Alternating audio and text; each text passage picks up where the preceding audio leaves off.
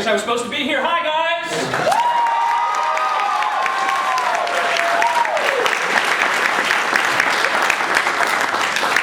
Wow, that was great. Anybody remember that show? It's great to be here. Thanks for the warm welcome. Fantastic. I've never been to Canada before. I'm going to live here now. I'm going to move to Canada.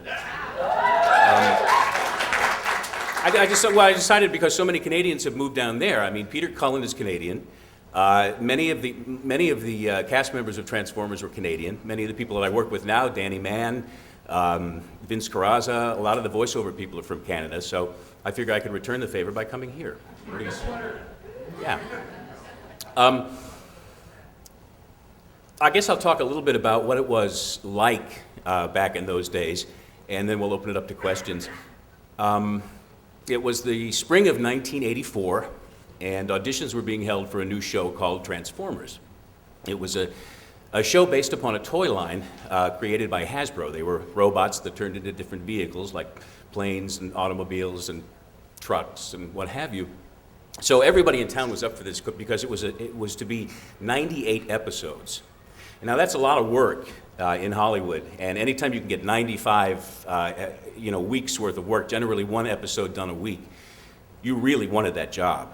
So everybody in town was up for it, and I was along with me.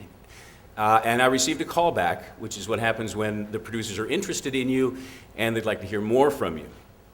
So I went to the callback, and I remember I was sitting in the waiting room waiting to go in to do the callback audition, and Wally Burr, our voice director, came out into the waiting room and said, "Hi, Dan." And I said, "Hey, Wally, how are you?" He said, "Fine." He said, it must feel good to know that you already have a part." I said, "What?" Yeah, it does, I guess. "What do you mean?" He said, "Well, they want you to do Bumblebee, but they also think they might want you to do Spike. So they want to hear you read for Spike too." And so I have to thank Wally again, because he took a lot of pressure off me during that audition. I knew that I had the role. Ultimately, of course, the role of Spike went to Corey Burton, the great Corey Burton. Simply because Spike and Bumblebee had so much to do together that they figured it wouldn't make any sense for me to be talking to myself through half of the episode. So I ended up getting Bumblebee, and I have to tell you, those recording sessions I have never experienced anything like them since. I mean, it was a zoo in there. You have Frank Welker, you've got Peter Cullen, Michael Bell, Jack Angel, myself, Don Messick,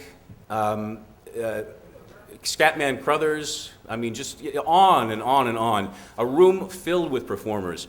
It's amazing we got any work done. I mean, I'm surprised that we actually churned out some episodes in the middle of all that mayhem.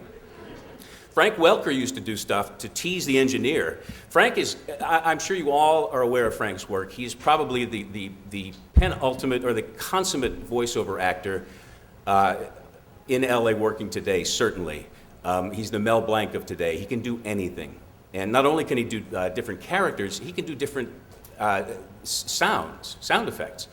He does electronic sound effects so well that he would do feedback just before we were ready to record, and he would drive the engineer absolutely insane. Because we'd all be at the mics. We'd all be ready at the mics, ready to go, and Wally's behind a sheet of glass, and with the engineer, and Wally would say, "All right," and Frank would be just standing there ready to say his lines, and you hear,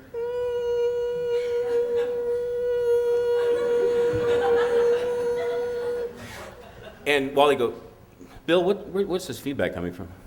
"I don't know, it shouldn't be." So now he's checking his dials and stuff, and now it stops. Okay, are we ready to go? All right, this is scene 4, take, and he would just go on and on like that. I mean, he would also do, he also does a microphone out. I don't do it nearly the head, but he can do it perfectly, a microphone cutting out. They have the engineer running back and forth all day, checking the connections. I mean, it's always fun to torture the engineers, basically what I'm trying to say.